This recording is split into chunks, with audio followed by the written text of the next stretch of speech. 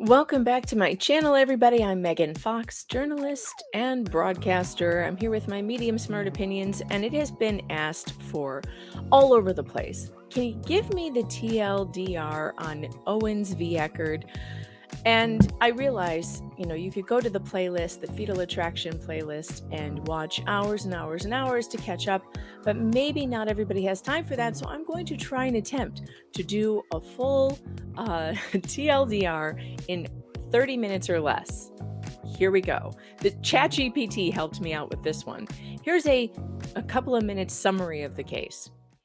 Clayton Echard, an ex-NFL player and Bachelor contestant turned realtor, met podcaster Laura Owens when she claimed she wanted him to find her real estate to buy. They had a brief encounter on May 20th, 2023, where Laura performed oral arguments on Echard twice. And when Echard tried to break things off, Owens flipped her shit. She claimed she was pregnant and tried to force Echard into a relationship through a dating contract.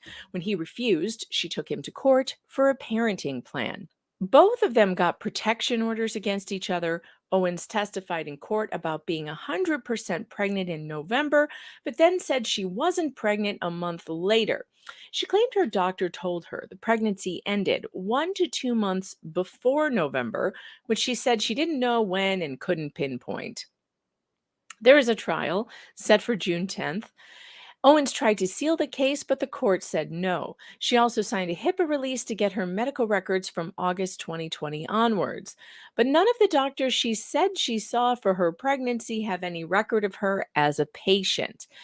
The only proof she has are positive HCG tests from home, an urgent care, and a pay-as-you-go lab. Owens also recently attempted to extort Echard with a $1.36 million lawsuit unless he dropped the paternity suit because he didn't submit offers on property she wanted to buy in May of 2023. Owens' last two lawyers quit, and she filed a bar complaint against one of them, Alexis Linval, who left because she knew Owens lied.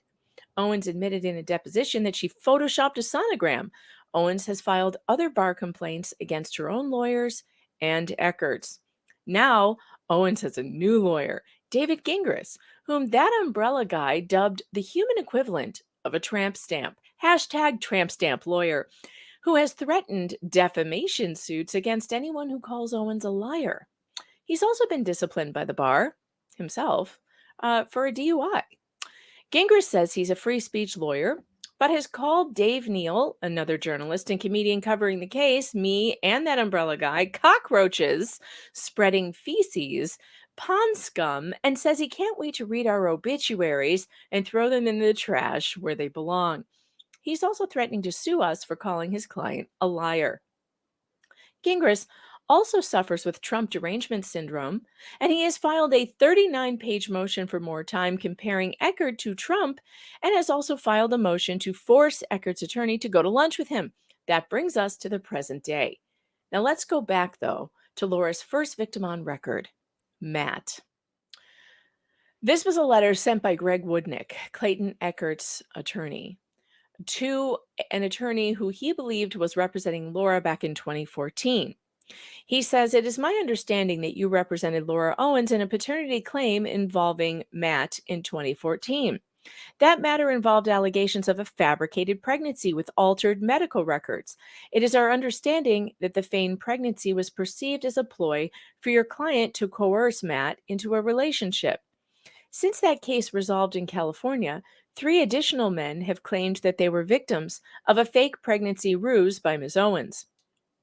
But it was during this deposition that we learned of Mr. Matt's existence and the fact that he also alleged that she fabricated a pregnancy with him. So that would be the first victim. Then we have the second victim. According to Laura's own statements in court documents, I met Mr. Maricini in March 2016 through The League, a dating app for professionals that matches people together based on their LinkedIn and Facebook profiles. His profile said that he was a real estate developer and that he went to California Polytechnic Institute. He asked me out to dinner, and I accepted. So Laura then began to make accusations of domestic violence against Mike Maricini. Although these these instances didn't seem like violence to me or anybody else. While we were walking along the water, he grabbed me by my jacket and pushed me towards the water, acting like he was going to throw me in. So he pranked her. I previously told Mr. Maricini that I don't know how to swim. Later during the walk, we were passing by a shrub when Mr. Maricini used one of his hands to shove me into it. He did these things as jokes, but they felt somewhat aggressive. All right, so she also claimed that she was pregnant with Mike's baby. And she says that in June of 2016, she found out she was pregnant and felt very conflicted whether to have the baby or terminate. She was diagnosed polycystic ovary syndrome in 2010, which caused infertility. I told Mr. Maricini about the pregnancy and shared my feelings about terminating versus having the baby, but they decided on an abortion, allegedly. So this is a common story, though, with her. So this is something that she claims she was pregnant. She claims she had an abortion. And we do not know if any medical records were actually provided to show that she was pregnant in the first place.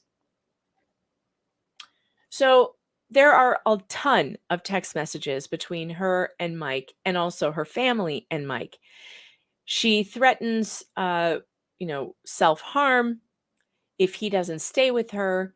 There are some very disturbing texts in here, including a text from her father, allegedly, to Mike, saying that we're desperate and you need to do this for us because she's going to hurt herself, and promising to help him get out of it. Here's one right here. It says, please call Laura and promise her anything she wants to keep her alive, and I promise to help you get out of it as soon as she's safe. Please, now. And this manipulation goes on and on and on with Mike. There's tons and tons of texts, and I will drop the link in the description so you can go and read these for yourself. The napkin saga.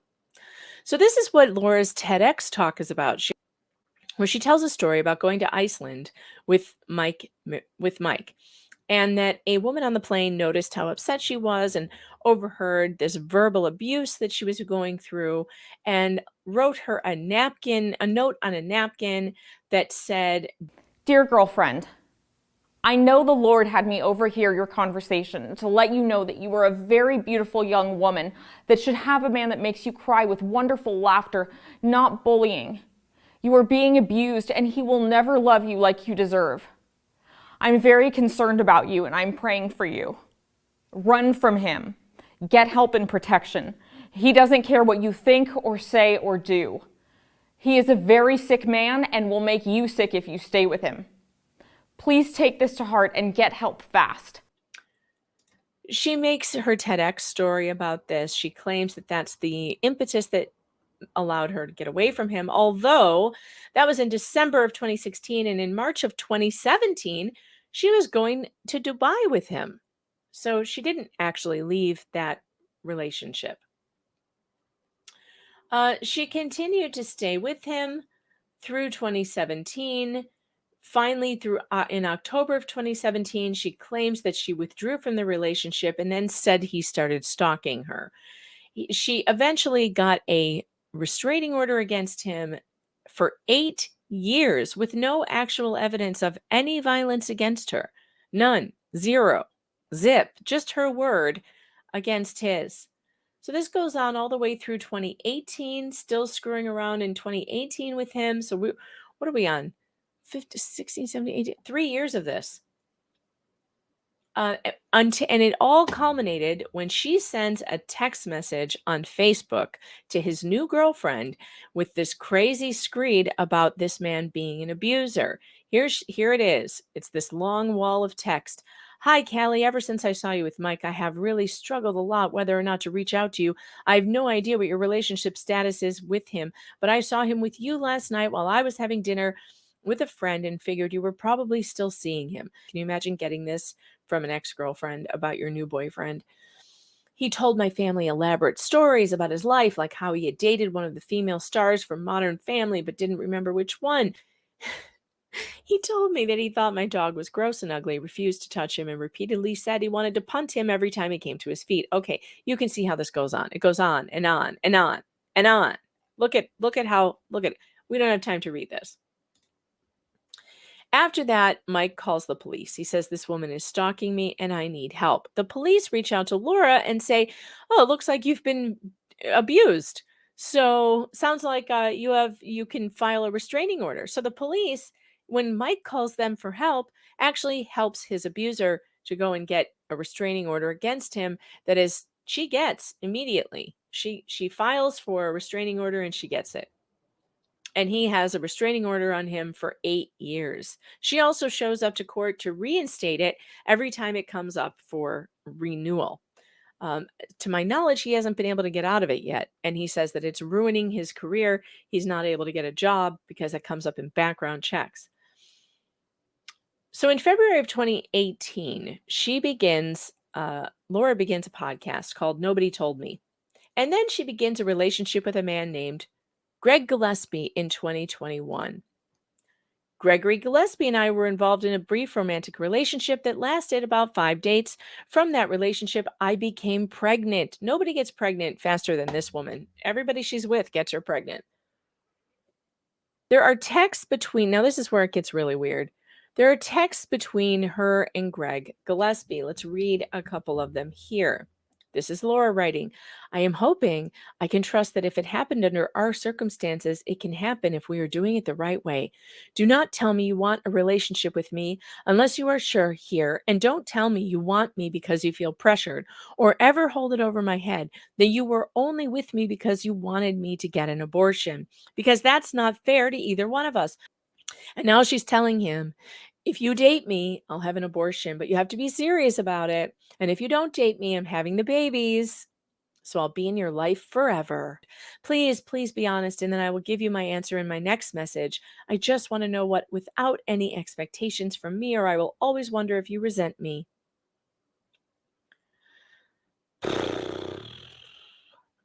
This woman is exhausting. Her medical proof of pregnancy that she gives to Greg Gillespie includes a note from One Medical. "Patient was evaluated in the office today and was determined to be in the early stages of pregnancy." All right, we don't know if that was doctored in any way. We don't know if she got the letterhead and typed it up herself. July 15th, here it is again, urine pregnancy test. So again, an HCG test. No sonograms, none of that. Just a bill for an office visit and a lab test, which was HCG. So she writes in one of her court documents, because of course she drags Greg to court too, although plaintiff was reluctant to administer the pills because she felt that she was financially, emotionally, and physically able to create an environment where their child would thrive, defendant was insistent that she proceed immediately so they could move on with their future. On July 28th, she administered the first pill while over the phone with the defendant. During the conversation, plaintiff reiterated that she did not expect him to participate in the child rearing and support if she were to make a decision to continue her pregnancy. Now, it's important to know that she sued Greg Gillespie for what she called pregnancy or abortion coercion, which is not a thing. Your significant other can't coerce you into an abortion. Like, I can't explain it now, but we've gone over it before in the past. See the fetal attraction playlist. She claims she administered the second pill incorrectly and had a failed attempt. But Greg, thinking she had taken the second pill, blocked her from everything. And that was a mistake because then she went wild. She says she had a failed abortion, that he failed to do what he promised to do, which was to date her. And he got angry with her and he sent some angry texts. So we have a bunch of text messages here that you can go over. Again, I'll drop the links in the description so that you can see all of these. So she's just holding it over his head. She continues to say that she's going to take these pills, but then she doesn't take them or she takes them incorrectly. And the text messages here are truly chilling. It is absolutely stalking behavior. It is threatening behavior. It's coercive behavior. You know, she's accusing him of being coercive, but that's exactly what she's doing. So eventually she sends him a sonogram. Looks like you're going to be a dad to 1 or 2 babies. Was sick enough to go to the clinic this afternoon and had to get an ultrasound to make sure I wasn't having an ectopic pregnancy. I wasn't. I found out that I've been pregnant with twins. Looks like one of them passed or isn't doing well, probably because of the medicine I took. I had the option of a surgical abortion and elected not to. If I'm going to go through this on my own, I will let God decide if He wants both, one or none, to be born, and the kids would deserve to know their father's side of the family. However, a Google reverse image search found the exact same image on a different site. So she doctored a sonogram. It says Greg Gillespie did a Google reverse image search and found the identical sonogram on a blog. Laura later will claim that Greg hacked into her phone and sent the picture to himself. Yeah, that sounds right. So as you're seeing, there's a lot of things in here that are going to be real similar to Clayton's case. She also appears to have sent letters from an attorney that could have been doctored, that might have been doctored. And again, she will blame Greg Gillespie for doing that. So here is one of the letters sent on behalf of Joe Cotchett. So he's an attorney, a family attorney, allegedly. It says, please see below. Joe's secretary informed me that we had actually received the medical authorizations from you. Thank you. Everything you told us about pregnancy tests and ultrasounds aligned with the timing you provided us. There were no past pregnancies on your record, and the 3 obstetricians you saw felt that pregnancy was very consistent. Well, that's weird, because didn't she say she was pregnant with Mike's baby? How could there be no past pregnancies on her record if she was pregnant with Mike's baby? That she had that alleged abortion. They have also said that the abortion pills will play a big role in your child's development. It must feel like you have the weight of the world on you, but I have no doubt that the jury will sympathize with your situation. That's a really strange thing for a lawyer to say, which is why everyone believes that this was doctored. Joe Cotchett, by the way, says he had nothing to do with this case, but won't comment on the actual on what his involvement was. He says he wasn't involved, but he won't comment on these emails. He doesn't respond to anyone asking, including Greg Woodnick and also me. So she drags Greg Gillespie through court for over a year. And it ends with a judge who's too lazy to really look into the facts. And the judge decides to just dismiss it and not give either one any finding or allow attorney's fees. So the judge just washes his hands of the whole thing. But you have to understand her background in order to understand what's going on with Clayton. All right, so let's go back. Let's move on to Clayton Echard. Here it is. So in April 3rd, Clayton announces that he's a real estate agent. But let's actually hear from Clayton on how he met Laura. Just got my real estate license, and she popped up in my inbox and said, "Hey, I've been trying to get a hold of your brokerage. I really want to buy, some investment properties, and I just saw that you joined this group. I haven't heard back from anybody, so I wanted to see if we could have a conversation." Me, being naive, was like, "Oh, this is so great. I just literally got my license, and someone now wants to work with me within like 3 weeks." So of course I sent over my phone number, and then we start texting.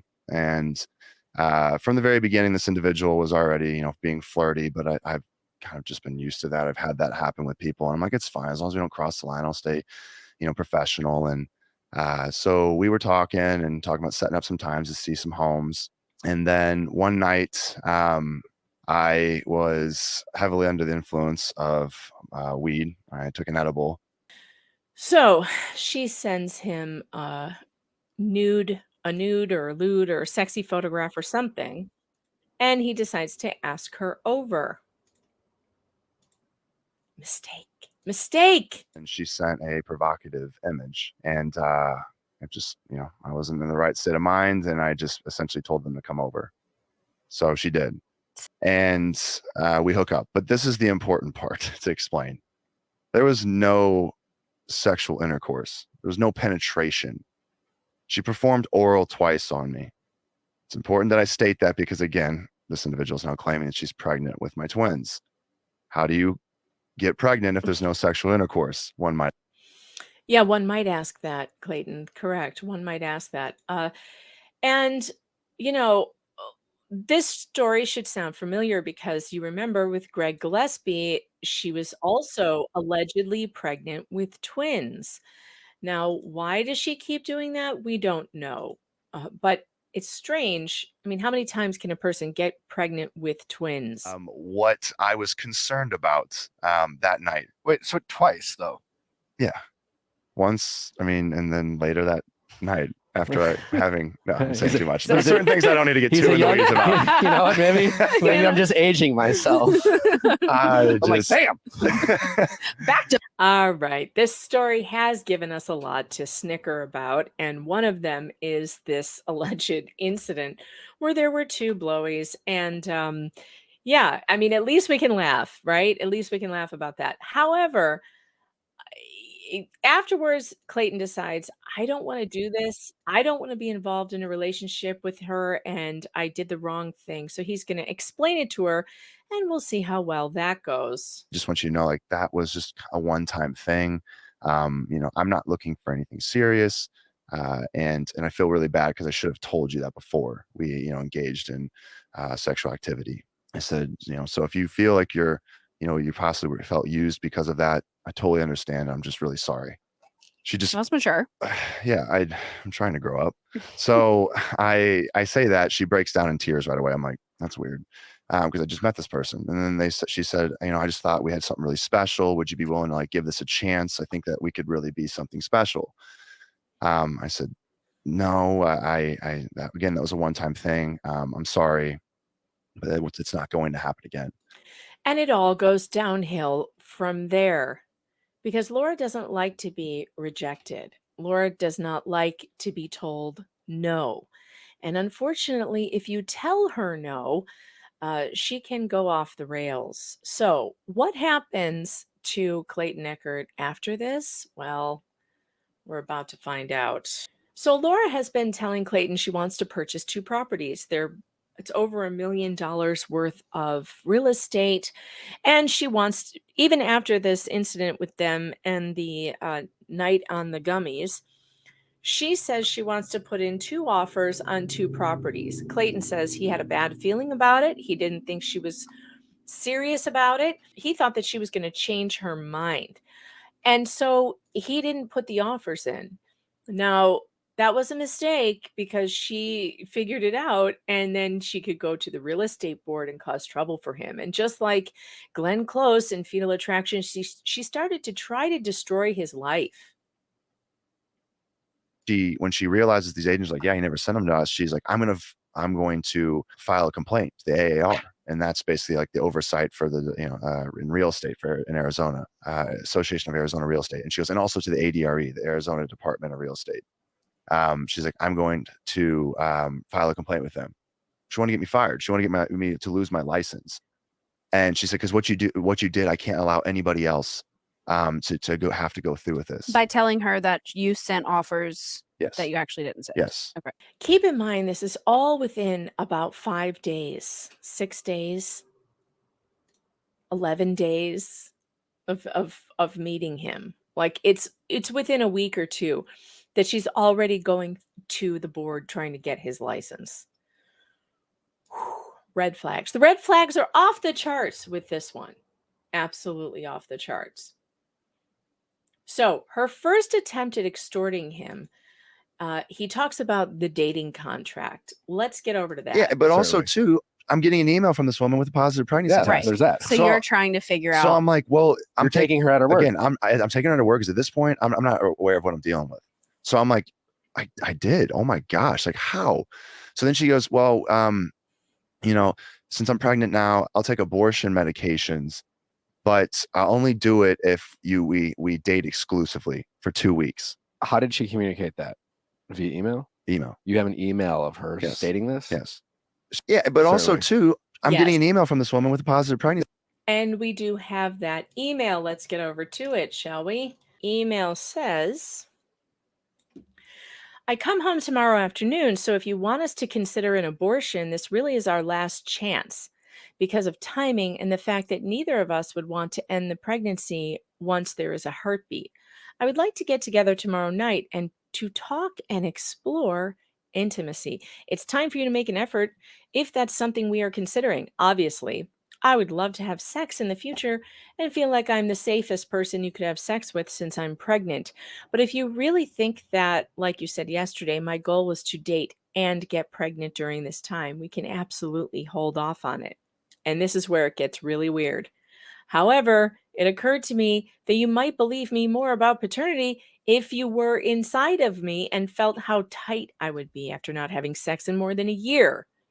Keep in mind that Laura Owens is going to claim later that he ARPed her, that he was inside of her. Although in this email, she's admitting he never has been because he doesn't know the state of her nether regions. Maybe then you'd believe I hadn't been sleeping around, and again, you wouldn't be doing me any big favor. Having sex with me is a privilege and not something I've done for a long time. If you either don't get back to me tonight, or if you give me the final word that you don't want to date and choose the outcome of the pregnancy, we are 100% having the child and there is no going back. I mean it, and I'm at peace either way. My mental health and well-being is affecting our child's, and I would blame you if we have a special needs kid. I mean, it just goes on like this, and it is really offensive, okay? Offensive. If you would stay with me for a few weeks to get me to have an abortion and then block me and go MIA like Greg Gillespie did, as you have in the past, please don't make that decision. I'm talking about really giving things a shot in a different way than either of us have in the past, since this is a unique circumstance. I mean, this woman has a problem, just a huge problem. So then she goes and she files a paternity suit on August 1st against Clayton Echard in family court. She wants a parenting plan. She wants paternity determined. By September 11th, she goes to the media. She goes to the Sun. She goes to all the New York Post or something. I don't remember. But on September 14th, she files a motion to seal because the media she claims the media is interested in this case she alerted them to. On September 18, she goes to more media, including the Sun. September 22nd, Owens posts on Medium, I am the anonymous woman in the Clayton scandal. Here's the proof. Here's my story. She puts that on Reddit. She provides other Redditors with links to her public Dropbox with photos of her pregnant belly and texts and emails from Echard. Here they are. This is her on September 12th, riding a horse in a jumping competition. By the 19th, she wants you to believe that her belly has grown this much. 7 days in a week. Then on October 9th, she's showing this picture. Now, other people it's a video, and people on Reddit have noticed that there's some warping in the door frame. You can't see it in this frame, but there is warping in the door frame, suggesting Photoshop. Then on 10/24, she shows up in court wearing what looks like a fake baby belly.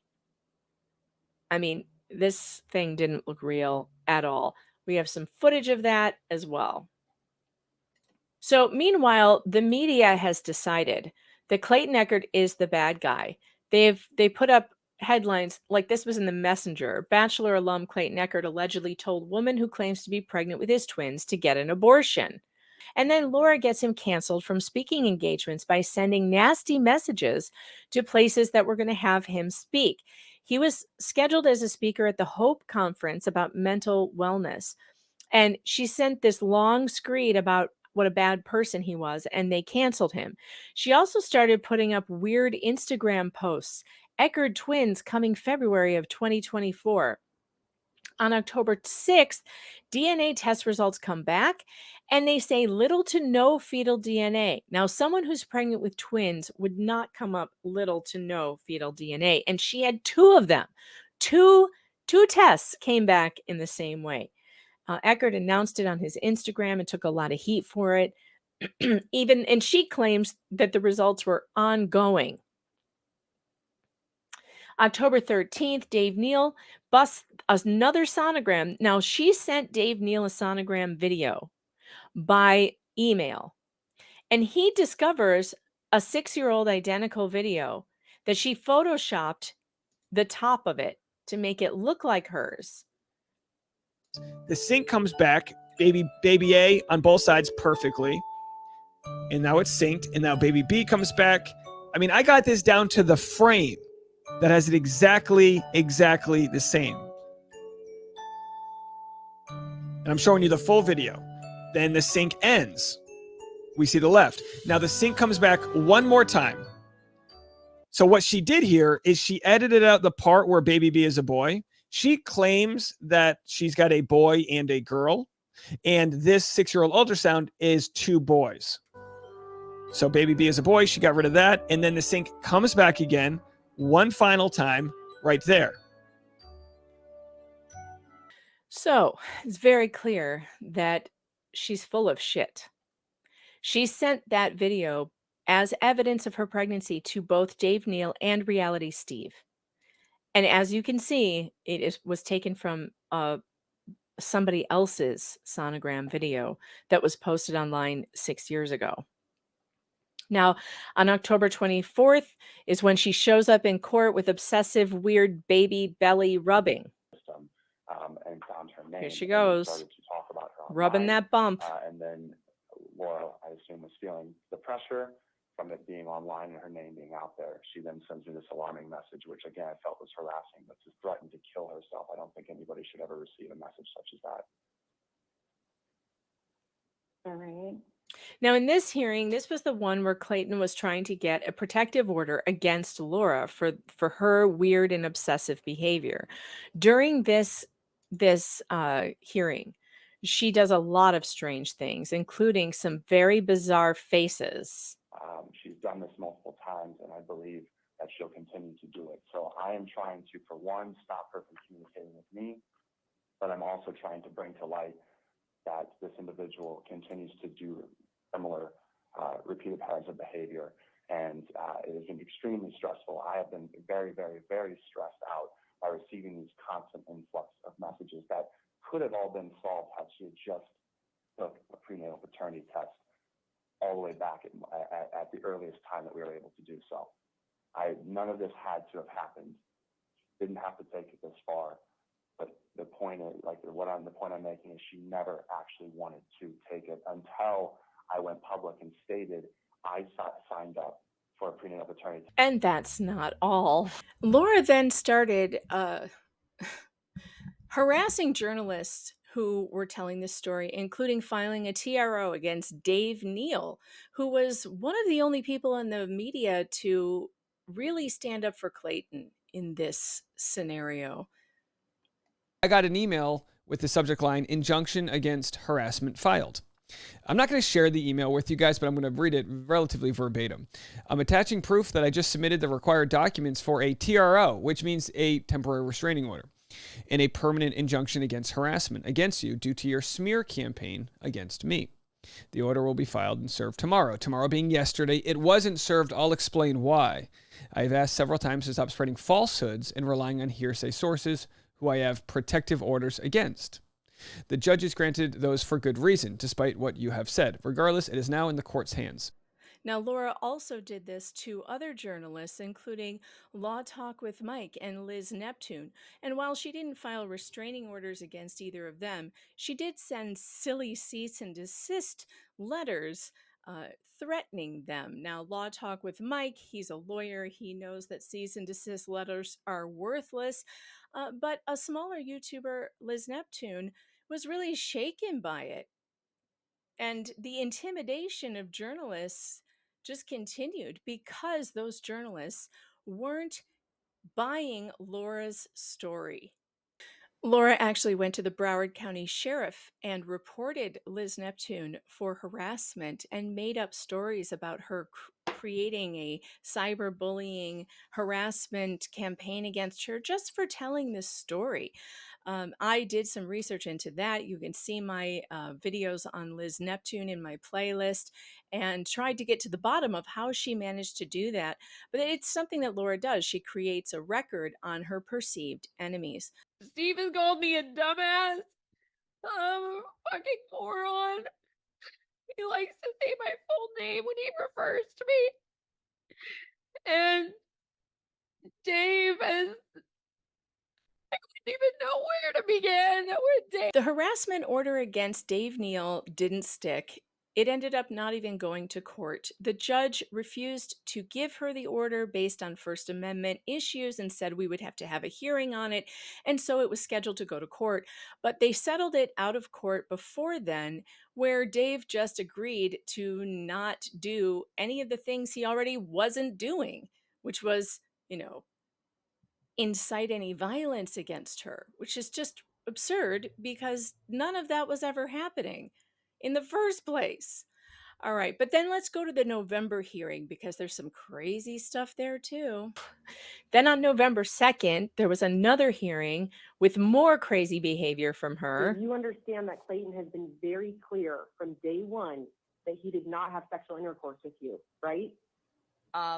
Clayton was not. If you look at the June 4th message, Ma'am, these are yes or no questions. Do you understand that Clayton was very clear from day one that it's his position he did not have sexual intercourse with you? Then the answer is no. She has a very difficult time controlling her face. There was another clip that was interesting from this hearing as well. We sit here today, not a single DNA test has come back indicating that Clayton's the father, correct? The samples were diluted, and I'm going back next month, is what I was. These are yes or no questions.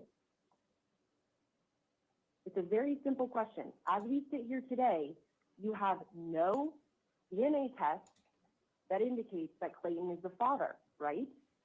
The results, the testing is ongoing, is what I was told, as was Clayton. So that's you've said that on a couple occasions, that the testing is ongoing. Correct. So is it your testimony that you provide these samples and that there's no results that are coming from these samples you're providing? I'm unclear on what you're trying to ask me, because they said that I need to go back next month to give another sample. The faces are too much. Clayton's lawyer then hammered her on her so-called evidence. Let's see what that is. And also watch her face. Not Exhibit 46. All that you have from Dr. McCool here is a screenshot of an upcoming appointment for Monday, July 24th of 2023, right? Correct. Because that he's a doctor. You understand that anyone can go online at AMOMI, where Dr. McCool works, and make an appointment for an OBGYN appointment with Dr. McCool, correct? That is not true. Dr. McCool is a perinatologist. I have a referral to see him because I have epilepsy. He's a high risk specialist. You can't go and make an appointment with him. I had to send records to get an appointment with him. Okay, but the only record that you provided this court with regarding your alleged high risk perinatologist is a screenshot of an appointment for Monday, July 24th of 2023. In that exhibit. Now, Reddit actually did prove that you could go online and make an appointment with Dr. McCool. And it did later come out that Dr. McCool has no records of a Laura Owens being a patient, only just the only thing that they have was her making an appointment and then canceling that appointment and not showing up to that appointment. So here we go. Here's more hilarious faces. This one's great. And Miss Owens' pattern, her modus operandi, her pattern of behavior, her pattern of making the same claims against other men in the state of Arizona within the last 2 years. And I think it's highly relevant to this case because it supports why Mr. Echard needs this injunction against harassment, because this individual has done this before and there are concerns that she will not stop. I'm going to sustain the objection. I'm not going to allow that testimony. And Your Honor, I would ask, again, the court to reconsider here because this matter, it's very important that the court hears how Ms. Owens has made the exact same allegations in another matter within the last 2 years. And she has committed perjury in her last in the last hearing because she made she made false statements under oath regarding the nature of that. And Miss Owens. So, catching up to what's going on today, and as in this case, is so far now Laura has a new attorney. Her attorney, David Gingras, is a real character. He came in like a wrecking ball, threatening everyone, threatening Greg Woodnick, threatening Woodnick's assistants and other attorneys in his office with bar complaints, threatening to sue the media for talking about this case, for calling Laura a liar. She lied. But she did. And he appears to have not researched his own case because he doesn't know that Laura claimed she had a miscarriage a month or two before November, which would put her in October or September, where we had those pictures of her jumping horses and then growing a belly suddenly. Now, David Gingras is making the claim that Laura Owens miscarried in July. But if you remember our timeline we were just talking about, she filed a paternity claim in August. If she miscarried in July, the entire thing was a fraud. The trial is on June 10th. I'm planning on being there in Maricopa County to cover that trial. Dave Neal's going to be there. It's going to be a big party. It's going to be a lot of fun. And I hope that we can see some of you there.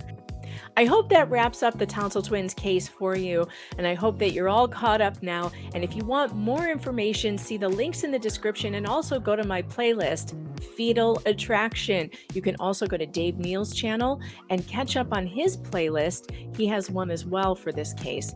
And yeah, so there it is. Let me know what you think in the comments below. Did I catch you up? Did I miss anything big? I think I got it all. All right, see you later.